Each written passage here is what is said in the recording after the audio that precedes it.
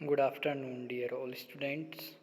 हमने last season and varieties तक पढ़ लिया था। अब हम नेक्स्ट बात करते हैं कल्चर प्रैक्टिसेस के बारे में। फर्स्ट, इरिगेटेड मेज में जितनी कल्चर प्रैक्टिसेस की जाती है उसके बारे में हम फर्स्ट स्टडी करेंगे।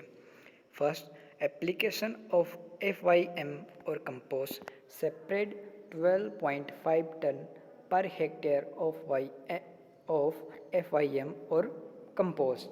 आपको 12.5 टन प्रति हेक्टेयर की दर से क्या करना है, अनप्लाउड फील्ड पर, मतलब जो बिना जुती हुई जो भूमि है उसको क्या करना है, उस पर आपको सेपरेट करना है, उस पर फैलाना है। FYM और composted coiped evenly on the unplowed field along with the 10 packets of azospirillum 2000 gram per hectare, लगभग कितना 2000 ग्राम, मतलब 2 kg हम जिसको बोल सकते हैं, पर हेक्टेयर आपको यूज़ करना है azospirillum on unploughed field. After that हम क्या करेंगे, फील्ड को प्लाउड करेंगे and incorporate in the soil. Next हम बात करते हैं field preparation. Plough the field with disc plough once followed by cultivator ploughing twice. एक बार डिस्क प्लाउ से, उसके बाद 2 बार कल्टीवेटर से। आफ्टर सेपरेटिंग FYM और compost till a fine tilth is obtain. Last में जब आप FYM और कंपोस्ट सेपरेट कर देते हो, उसके बाद ही आपको लास्ट जो बेड प्रिपेयर करने के लिए करते हैं उसको कैसा बनाना, आपको मिक्स करते हुए बिल्कुल पहले तो मिक्स कर दो उसको सॉइल में, उसके बाद फाइन टिल्थ एक अच्छा बेड आपको बनाना है। उसके बाद नेक्स्ट हम बात करते हैं फॉर्मिंग रिजेज एंड फरोज और बेड्स। एक्चुअल में यहाँ पर देखा जाए तो 3 methods are using ridges, furrows और bed. Form ridges and furrows providing sufficient irrigation channels. The ridges should be 6 meter long and 60 centimeter apart. अगर हम यहाँ पर बात करें रिजेज मतलब अपर पार्ट जो आपकी, जिसको मतलब जो मेड जिसको हम बोल सकते हैं, या जो मिडिल लाइन होती है उसको अपर, उसका जो अपर वाला पार्ट है वो कितना लेंथ में कितना होना चाहिए, लगभग 6 मीटर। उसके बाद हम बात करते हैं कितना अलग उससे जो डिस्टेंस होती है 60 centimetre apart. If ridges and furrows are not made form beds of size. Bed तो अगर आपने रिजेज भी नहीं बनाया या फरोज भी नहीं बनाई तो बेड की साइज़ कितना 10 मीटर स्क्वायर और 20 metre square, depending on the availability of water. आपके पास वाटर कितना अवेलेबल है, आपके इसके इरिगेशन चैनल पर भी डिपेंड, आपके पास इरिगेशन के लिए कितना वाटर अवेलेबल है उस पर भी ये चीज़ डिपेंड करती है। यूज अ बर्न फॉर्मर और ridge plough to economize cost of production.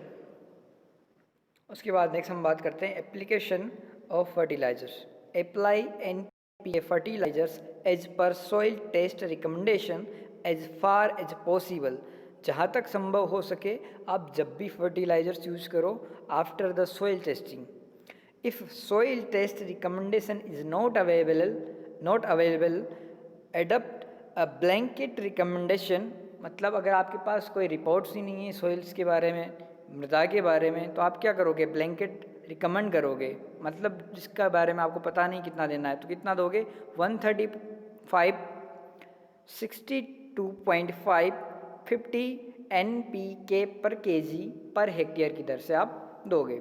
Apply quarter of the dose. Quarter means 1/3 हिस्सा हम जिसको बोल सकते हैं of nitrogen, full dose of P2O5 and K2O basally before sowing. P और K कब use करना है, बिफोर द सोइंग। और नाइट्रोजन को कितना लेना है, apply the quarter of the dose, मतलब 1/3 हिस्सा। In the case of ridges planted, अगर आपने रिज वाला मेथड अगर यूज़ किया है, open a furrow 6 centimetre deep on the side of the ridges at 2/3 the distance from the top of the ridge. मैंने आपको बता दिया रीज में अपर साइड और लोअर साइड, फरोज में लोअर साइड। उसके बाद नेक्स्ट हम बात करते हैं apply the fertiliser mixture along the furrows evenly and cover to a depth of 4 centimeter with soil. If a bed system of planting is followed, अगर आपने bed system use किया है, open furrows 6 centimeter deep. कितना deep रखना है? 6 centimetre at a distance of 60 centimetre apart, लगभग 60 centimetre की दूरी पर. Place the fertilizer mix along the furrows evenly and cover to a depth of 4 centimetre with soil. When Azospirillum is used as seed and soil application, apply 100 kg of nitrogen per hectare, 25% reduction on the total nitrogen recommendation by soil test. अगर आपने soil test करवाया है, अगर आपको 100 kg की need है तो आप उसमें कितना लेस करोगे? लगभग 25% लेस करके आप 75 kg पर हेक्टेयर की दर से आप अपने फील्ड को दोगे. उसके बाद नेक्स्ट हम बात कर लेते हैं application of micronutrient. 12.5 kg of micronutrient mixture formulated by Department of Agriculture Tamil Nadu mixed with sand to make a total quantity of 50 kg per hectare is to be applied. Firstly, लगभग 12.5 kg आपको क्या लेना है? Micronutrient का mixture. जितने भी micronutrients होते हैं उसको डिफरेंट टाइप के सोर्स से मिक्स करके एक प्रॉपर तरीके से मिक्सचर तैयार किया है. किसने? डिपार्टमेंट ऑफ एग्रीकल्चर तमिलनाडु ने. उसको किसके साथ मिक्स करना है? आपको सैंड के साथ. After that you will be applied. Apply the mixture over the furrows, जो आपकी फरोज है उसके अपर वाली साइड पे over the furrows, and 2/3 in the top of ridges. Furrows means नीचे वाला जो पार्ट है और रिजेज टॉप वाला part. If ridges planting is followed, अगर आपने रिज वाला मेथड यूज़ किया है. If a bed system of sowing is followed, apply the micronutrient mixture over the furrows. Do not incorporate the micronutrient mixture in the soil. उसके बाद next हम बात कर लेते हैं सीड रेट के बारे में. Seed good quality seed, select good quality seed and adopt the seed rate of 20 kg per hectare for grain maize and 25 kg per hectare for baby corn. अगर कभी हाइब्रिड की वेराइटी है, hybrid के लिए पूछ ले तो लगभग उसका 20 से 25 kg पर हेक्टेयर सीड आपको यूज़ लेना है. Spacing, adopt a spacing of 25 centimetre between plants in the rows which are 60 centimetre apart. Okay. Next, seed treatment. Use pelleted seeds means आपको क्या करना है? सीड ट्रीटमेंट करने के बाद एक लेयर या एक कोट सीड के अपर वाली साइड पर, आउट वाली साइड पर आ जाता है. Use pelleted seed with insecticide. तो इसमें कौन सा आपको यूज़ करना है? Treat 1 kg of seed with chlorpyrifos 20 EC और मोनोक्रोटोफॉस 36 WSC और फोसेलोन 35 EC at the rate 4 ml plus 0.5 gram gum in 20 ml of water. For the control of stem borer or seed treatment with imidacloprid 70 WSC 10 gram per kg of seed. अगर आप stem borer वगैरह के लिए control करना चाहते हो तो आपको कौन कौन से है? क्लोरोपाइरीफॉस दिया हुआ है, मोनोक्रोटोफॉस दिया हुआ है, इनको आप यूज़ कर सकते हो. उसके बाद हम नेक्स्ट बात कर लेते हैं सीड ट्रीटमेंट विद मेटालेक्सेल और थीरम. इसके साथ भी आप इसको कर सकते हो अगर डाउनी मिल्ड्यू से आपको बचना है तो. सीड ट्रीटेड विद फंगीसाइड में be treated with 3 packets 600 gram per hectare of एजोस्पेरिलम. एजोस्पेरिलम का जो पैकेट आता है मिनिमम वो 200 ग्राम का आता है एक, बिफोर सोइंग. ये कभी कभी क्वेश्चन पूछ भी लिया जाता है कि एजेटोबैक्टर, एजोस्पेरिलम, इनका जो पैकेट्स होता है वो कितनी ग्राम में आता है sowing. Dribble the seed at a depth of 4 centimeter along the furrow in which fertilizer are placed and covered with soil. लगभग 4 सेंटीमीटर की डेप्थ पर आपको क्या करना? सीड सोइंग करना है. Put on seed per hole if the germination is assured, otherwise put 2 seed per hole. अगर आपको लगता है आपकी सीड की जर्मिनेशन परसेंटेज कम है तो आप क्या करोगे? थोड़ा सीड की जो क्वांटिटी है, जो उसको बढ़ा दोगे, इंक्रीज कर दोगे। अगर आपको लगता है कि प्रॉपर लगभग जितना भी मतलब एक अच्छा जर्मेशन परसेंटेज अपने सीड का है, तो आप क्वांटिटी वही रखोगे लगभग। अगर हाइब्रिड ले रहे हो तो 20 से 25 केजी। वीड मैनेजमेंट की हम बात कर लेते हैं। Apply the pre emergence herbicide atrazine. ये बहुत बार क्वेश्चन पूछा भी गया है एग्जाम में कि एट्राजीन किसके लिए यूज़ किया जाता है। 50 WP at the rate 500 gram per hectare, कितने वाटर में? 900 लीटर ऑफ वाटर में। At 3 days after sowing as spray, लगभग बुआई के 3 दिन बाद आपको यूज़ करना है। On the soil surface followed by 1 hand weeding on 45 days after sowing. Apply herbicides when there is sufficient moisture in the soil. अगर आप हर्बिसाइड यूज़ कर रहे हो तो सफिशिएंट मॉइस्चर होना ज़रूरी है। Do not disturb the soil after herbicide application. जब आप स्प्रे कर देते हो उसके बाद सोइल है उसको बिल्कुल भी डिस्टर्ब नहीं करना है आपको। हो एंड ये फिजिकल वाला मेथड आप कर सकते हो by hand weed on 17 on और 18 डे ऑफ सोइंग। लगभग बुआई के 17वां और 18 दिन के लगभग अप्रोक्स आप कर सकते हो। If herbicide is not applied, अगर आपने हर्बिसाइड अप्लाई नहीं किया है तो।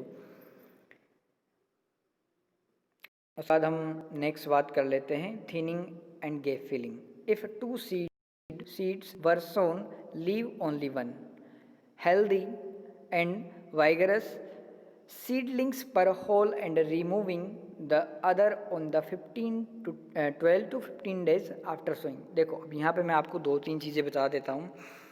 जैसे फर्स्टली ये बोला इफ़ 2 seeds were sown, अगर सीड आपने सोन किए हैं, बोए हैं, अगर उसमें से जो प्लांट आपका आया है वो कौन सा, दोनों में से कौन सा बेटर क्वालिटी का या जिसकी बेस्ट ग्रोथ है, बेस्ट उसकी सब कुछ है, तो उसमें से आपको सेलेक्ट करना है। फर्स्टली यहाँ पर थिनिंग जिसको हम बोलते हैं।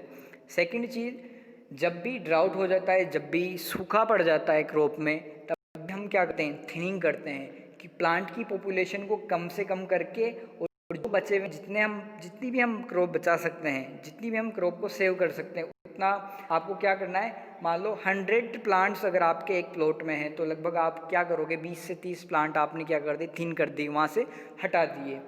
तो जितना सोर्स ऑफ इरिगेशन हो गया, या मॉइस्चर बोल सकते हो, या फर्टिलाइजर्स बोल सकते हो, या माइक्रो न्यूट्रिएंट बोल सकते हो, सनलाइट बोल सकते हो, तो वो पर्टिकुलर 70 प्लांट्स को अगर मिलेगा तो अच्छे ग्रो होंगे, एक अच्छी प्रोड्यूस, एक अच्छा प्रोडक्शन आपको देंगे। Where seedlings have not germinated pre-soaked seed at the rate of 2 seeds per hole at immediately irrigated। उसके बाद hoeing and hand weeding and earthing up। hoe and hand weed on the 30 day of sowing, earth up and form new ridges so that the plant come directly on the top of the ridges। This will provide additional anchors to the plant, मतलब additional value है, additional quantity of fertilizers, lights, irrigation, moisture, इसके लिए extra हो जाएगा ये। Top dressing with nitrogen, place half of the dose of nitrogen on the 25 day of sowing, लगभग 25वें दिन, along the furrows evenly and cover it with soil. Place the remaining water of N on the 45 days of sowing, लगभग 45वें दिन। उसके बाद water management की हम बात कर लेते हैं। देखो वाटर मैनेज बहुत सारा पढ़ना पड़ेगा वैसे तो, इसमें मैं शॉर्ट में आपको 2-3 चीज़ें बता देता हूँ कि इसमें आपको इरिगेशन या वाटर कब जो इसकी क्रिटिकल स्टेज होती है, 3 स्टेज, टिलरिंग, टेसलिंग और सिल्किंग, ये मेनली जो 3 स्टेजेज हैं इसको आपको ध्यान में रखना है। Maize crop is sensitive to both moisture stress and excessive moisture, ज़्यादा पानी भी या ज़्यादा मॉइस्चर भी इसके लिए खतरनाक है, और बिल्कुल लो मॉइस्चर स्ट्रेस जिसको हम बोल सकते हैं वो भी खतरनाक है। Hence regulate irrigation according to the requirement, ensure optimum moisture availability during the most critical phase 45 to 65 days after sowing, otherwise yield will be reduce. अगर इस टाइम पर हमने इरिगेट नहीं किया तो जो आपकी होने वाली इल्ड है वो क्या हो जाएगी, रिड्यूस हो जाएगी। अ considerable extent Regulate irrigation according to the following growth phase of the crop. Critical stage are 6 leaf, late knee high, tasseling, 50% silking, and duff stage, of which tasseling and silking are the most critical stage. अब यहाँ पर देखो मैं silking और tassel stage. Silking means जब आपका female organ मतलब जो भुट्टा है वो बनना स्टार्ट हो जाता है, और टेसल मीन्स आपका जो फ्लावर्स है आपने देखा होगा जो टॉप ऑफ द प्लांट होता है, आपने जो बिल्कुल मंजरी जिसको मतलब जिसके छोटे छोटे फ्लावर्स होते हैं बिल्कुल, उसको क्या बोलते हैं? टेसल. उसके बाद हम नेक्स्ट बात कर लेते हैं इसमें, of which tasseling and silking are most critical stage and water stage during the these stage reduce the maize yield. Okay. उसके बाद नेक्स्ट हम बात कर लेते हैं about 600 to 700 mm is needed for 100 days crop. लगभग 100 दिन की फसल है तो लगभग आपको 600 से 700 mm की वाटर की आवश्यकता होती है. हार्वेस्टिंग की बात कर लेते हैं. Stage of harvest, observe the following symptoms taking into the consideration the average duration of the crop. The seed covering the cob will turn yellow. जब आपका जो कोब है भुट्टा है वो येलो कलर में टर्न होने लग जाए. And dry at maturity the seed become fairly hard and dry. At this stage the crop is ready for harvest. Harvesting tear of the crop, आप जानते हो सभी भुट्टों को अलग करते हैं, उसके बाद ड्राई करते हैं, उसके बाद थ्रेश्ड करते हैं. ठीक.